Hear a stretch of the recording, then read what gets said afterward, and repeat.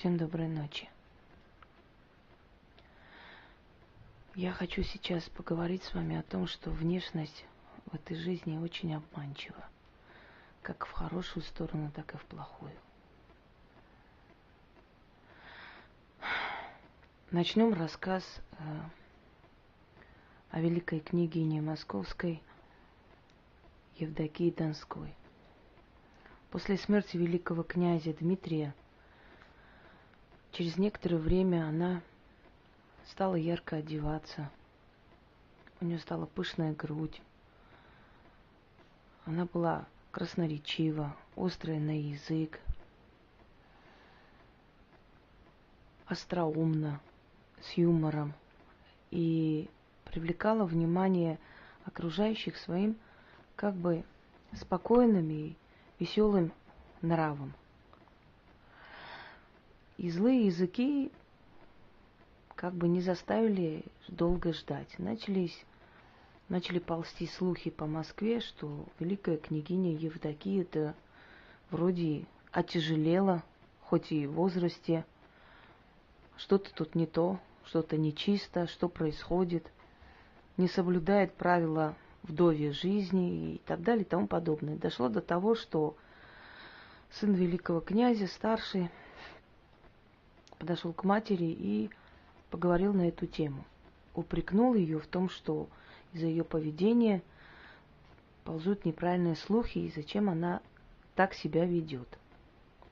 Мать ничего не сказала, но одним вечером собрала всех своих детей, приказала закрыть двери в спальню и стала раздеваться. Старший сын упрекнул ее, мол, негоже нам видеть твое тело. Она сказала: это тело вас родило и скормило, и вы имеете право видеть ее правду.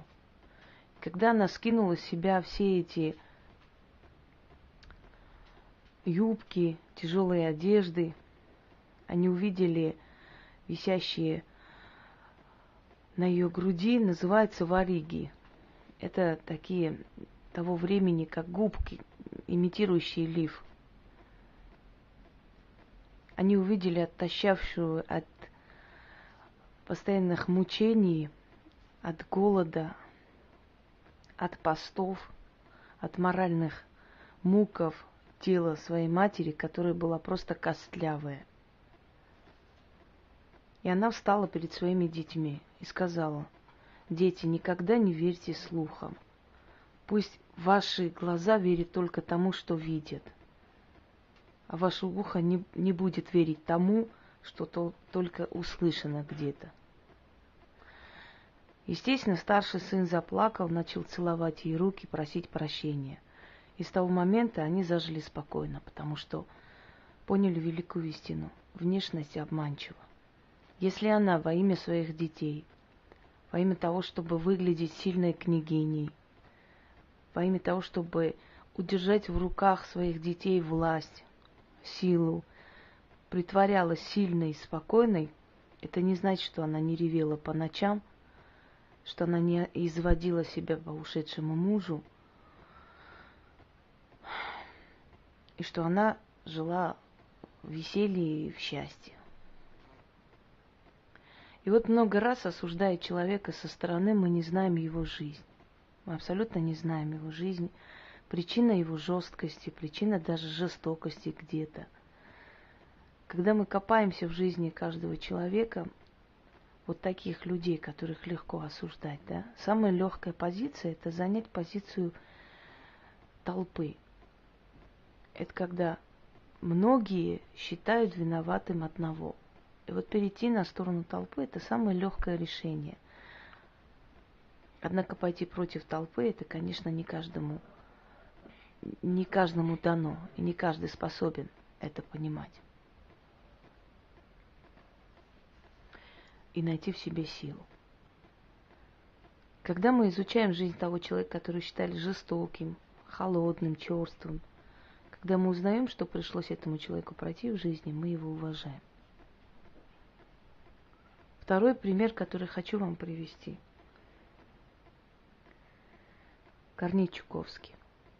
Его все время осуждали, высмеивали, мол, никогда не приходит ни на собрание писателей, ни на обсуждение новых литературных, значит, новинок, ни на какие-то там мероприятия, что он черствый человек, человек, не понимающий в литературе, как же ему удается вообще писать, и очень странно. А у него умирала дочь маленькая, Мурочка, самая любимая, которую он любил, Мария Чуковская. Ей было лет 6. У нее был туберкулез. Потом это перешло на острую гангрену.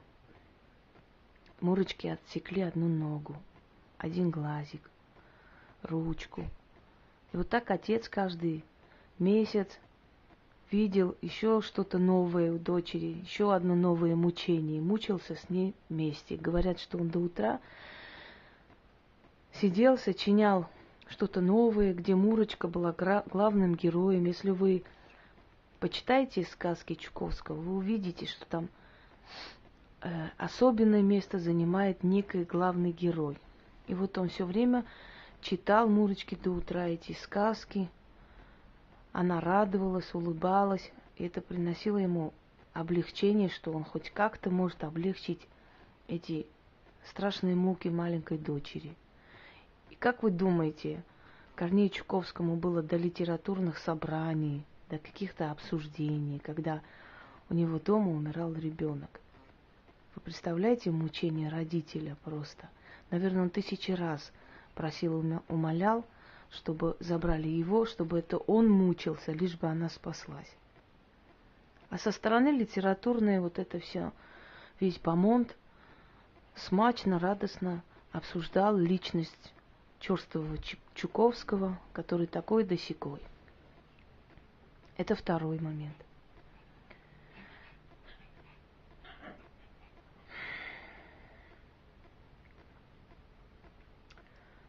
Чкалов. Мы знаем о нем как о великом герое, летчике Чкалове. Его знаменитый полет через мост Москва-реки. А вы знаете, что Чкалов преодолел рак сам в те годы, когда спасения вообще не было. Сейчас-то редко можно спастись, а тогда вообще не существовало спасения. И вот этот юноша учился и спасался от этой болезни сам самостоятельно. Как это поняли, узнали по его дневнику, который случайно нашли в сарае его отчего дома, где там ремонт, видимо, хотели воспроизвести что-то вот практически не очень давно. И в этом дневнике он всей своей мысли доверял только бумаге. А его тоже осуждали, его тоже считали надменным, человеком, который не очень любит ходить по гостям, человек, который не очень любит окружение, друзей. А на самом деле оказалось, что он каждый вечер просто-напросто мучился от боли и лечил себя. И он боялся, видимо, что эти его недуги, это его минус, эту слабость увидят окружающие. Поэтому избегал хождения по гостям, избегал шумных компаний. А все осуждали, что он такой надменный, такой высокомерный весь. Фрунзик Макарчан. Наверняка вы знаете этого великого человека с большим носом, у которого физиономия была, можно сказать, уже смешная, но он был с великой душой человек. Этот человек любил девушку в молодости, но отказали из-за внешности. У этого человека была трагедия в семье. Кстати говоря, танго нашего детства снято по мотивам именно жизни Фрунзика Макарчана и его брата Альберта. Он и снял этот фильм. Там образ матери, Сирануш, просто-напросто скопирован от их матери. Я даже фотографию смотрела и как бы рассказы об этом фильме, какие прическу делали актрисе Галли Новенц. И отец был очень жесток, отец пил, отец жил на 2 семьи, издевался над детьми. Там в этом образе еще смягченный вариант, как-то юмористический, юморной. Видимо, они хотели память стереть эту детскую боль и как-то компенсировать более юморным вариантом, чтобы помнилось не так больно. Отказали, потому что семья была неблагополучная, отец был известен как пьяница, естественно, не хотели родители. Она была уже восходящая оперная певица. Через много лет он выбрал похожую копию на свою любимую Джульетту, Донару. Она была очень красивая, очень умная, остроумная, очень талантливая актриса, но, к сожалению, у нее была такая родовая болезнь, маниакальная шизофрения, которая передается и которая не лечится, обостряется с годами. У кого-то остается на одном уровне, у кого-то обостряется, у нее обострение было. И все время говорили, что Фрунзик везде снимается с женой и прочее, прочее. А на самом деле он просил режиссера дать хоть какую-то роль его жене. Помните «Кавказская пленница», где она играет там жену, как там его, дядину жену или тетку. Там такая девушка, спортсменка, красавица. Вот это Донара. Режиссеры давали эту роль ей ради Фрунзика, ради того, лишь бы он играл, потому что она не отпускала его одного, она устраивала сцены ревности, она царапала ему лицо.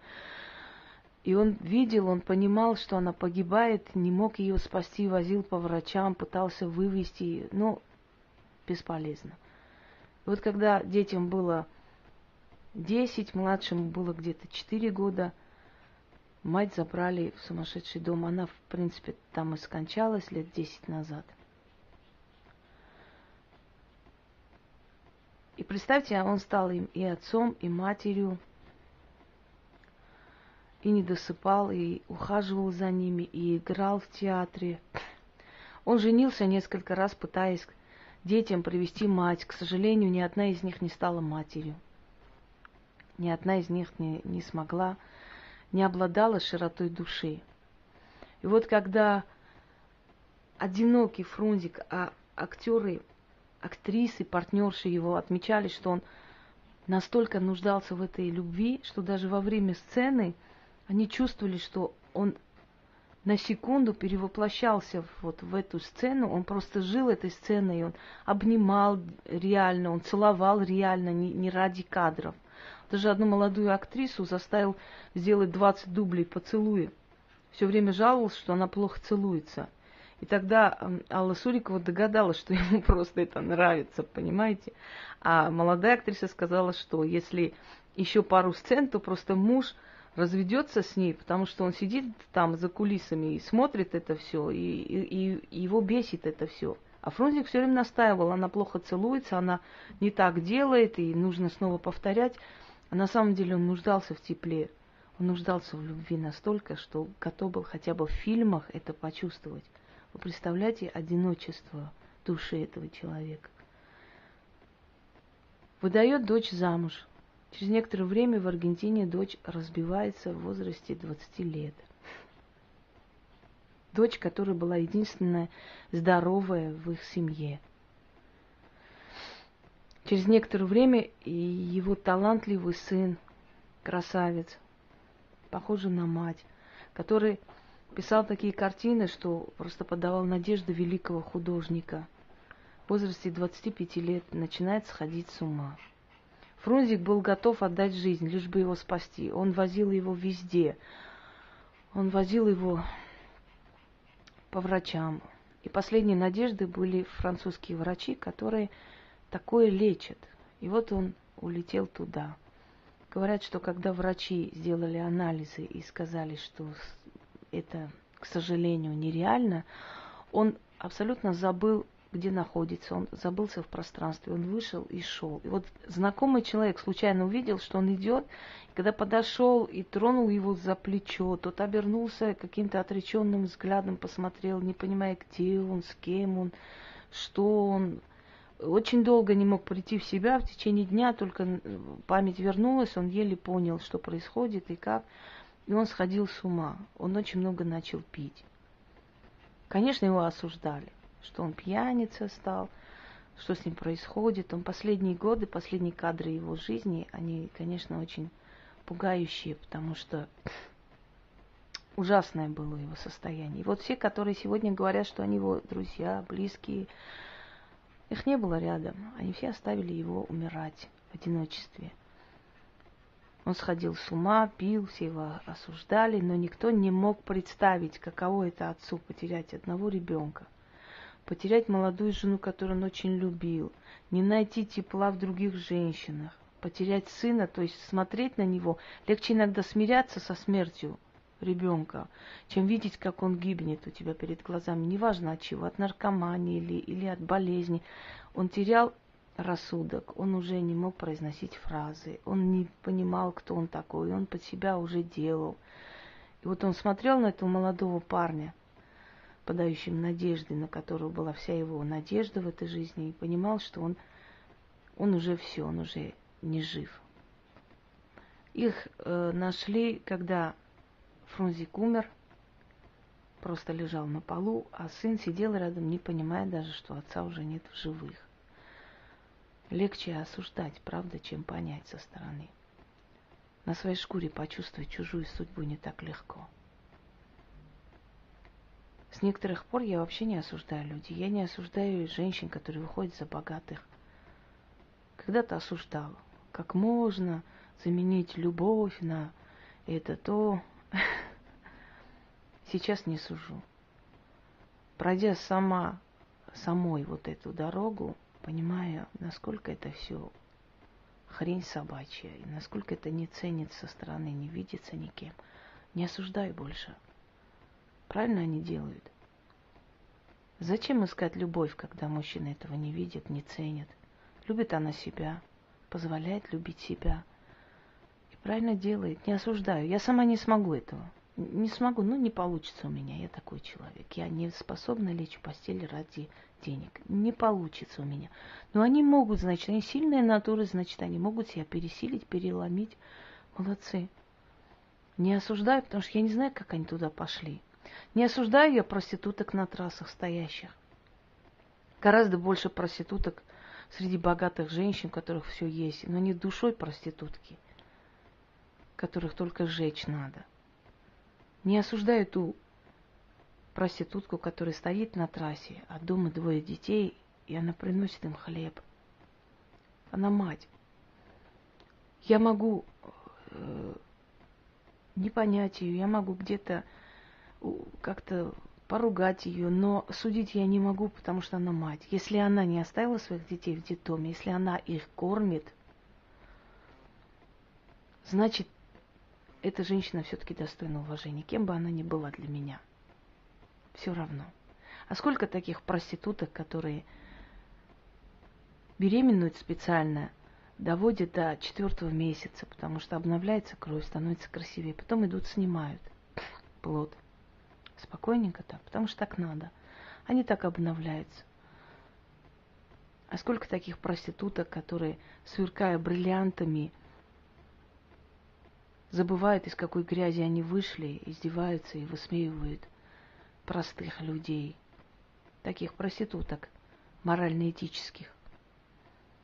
Так кто более грязный? Та, которая на трассе стоит, или та, которая тайком всем отдается просто так, ради удовольствия, которая, имея любящего мужа, спокойно ему изменяет, потому что ей так нравится. Не осуждаю. Потому что каждый человек проходит в жизни такой путь, кому-то это так легко дается. Родители зажиточно жили, дети вышли замуж за подходящих себе партий, живут, радуются. Таким людям не понять. Я рада за них. Я абсолютно не говорю, что почему вот у них-то вот хорошо, что если судьба благосклонна, значит, они это заслужили, пусть они живут и радуются. Но им не понять тех людей, которые просто зубами грызли себе путь. Когтями держались за жизнь, выживали как могли. Им этого не понять. Поэтому осуждать со стороны человека не надо. Не зная его сути, не зная его жизни.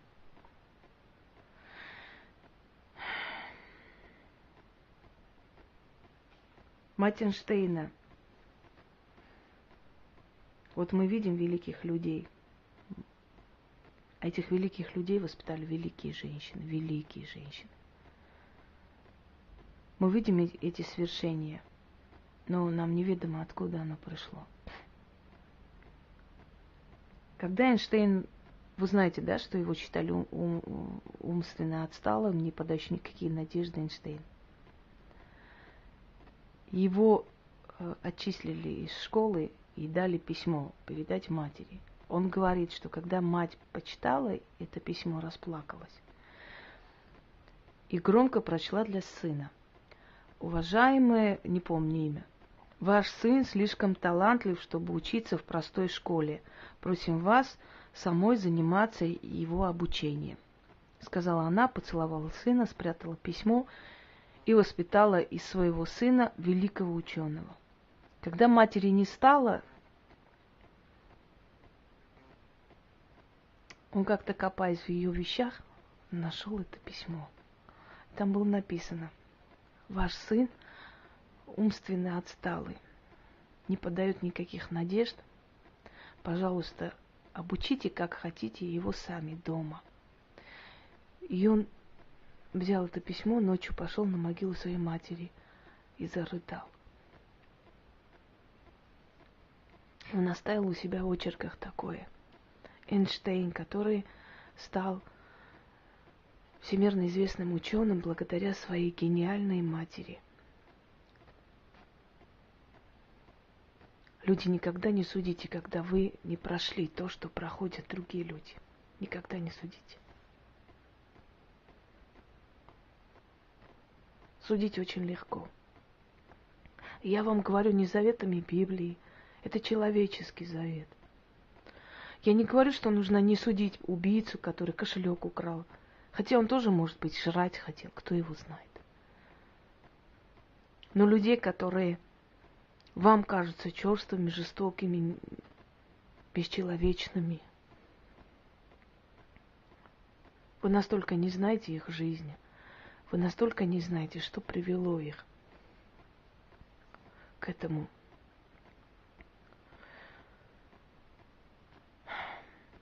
А теперь давайте один пример рассмотрим, не очень хороший, конечно. То же самое, внешность обманчива, только в другую сторону. Кто-нибудь слышал о Тоне пулеметчице? Я думаю, что да.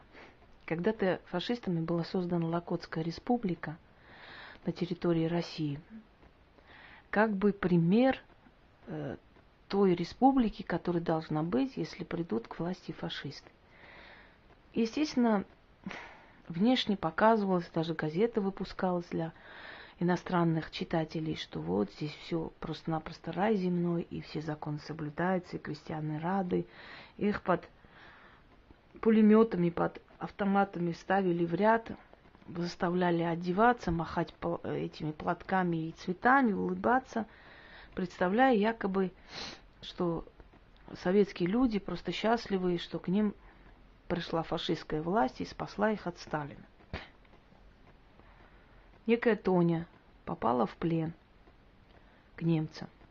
Пыталась бежать. Не удалось. Вернули обратно. И она решила во имя спасения своей шкуры заключить с ними договор. Она была медработницей, медсестрой. Она сказала, что хорошо умеет стрелять и может им пригодиться. Несколько дней ее держали, думали. Потом предложили перестрелять из пулемета крестьян, которые прятали у себя, значит, партизан. Ну, в общем, как-то не угодили новой власти. Она это сделала, после чего сняла с них одежду, перелатала. И вот в этой одежде ходила возле домов этих родственников убитых людей. Ее все ненавидели. У нее была плеть, рассказывали очевидцы. Она этой плетью могла ударить, кого хотела. Вела аморальный образ жизни то с одним офицером, то с другим. Локотская республика развалилась, советская армия наступила, и они все убежали, естественно. Немцы решили ее расстрелять, потому что она была не нужна. Ни одна продажная мразь не нужна врагам, абсолютно. Потому что они прекрасно знают, тот, кто своих предал, тот их предаст 2 секунды. Она убежала, ей как-то удалось познакомиться с русским офицером, хотя по национальности немцем, но советским немцем. Одним словом, муж ее был герой войны. Она устроилась на работу в фабрику, проверяющая там одежду. Видимо, по старой памяти, когда она латала у убитых одежду, она очень хорошо научилась находить брак. Ее нашли через много лет. И когда окружение узнало, кто она была, все были в ужасе. Никто не мог верить. Она была высокоморальная, очень такая утонченная дама, из хорошей семьи, родила 2 дочерей. У нее были там медали, ордена за трудовые, значит, всякие там подвиги, за военные подвиги. Она рассказывала в школах, как воевала, как они со своими командирами, значит, гнали фашистов и прочее, прочее. И никто не мог долго прийти в себя от того, что это возможно, что человек может быть так обманчив внешне. Ее расстреляли. Единственное, она написала письмо с просьбой освободить и написала, что она ничего особо не делала, это была просто работа. Что здесь такого?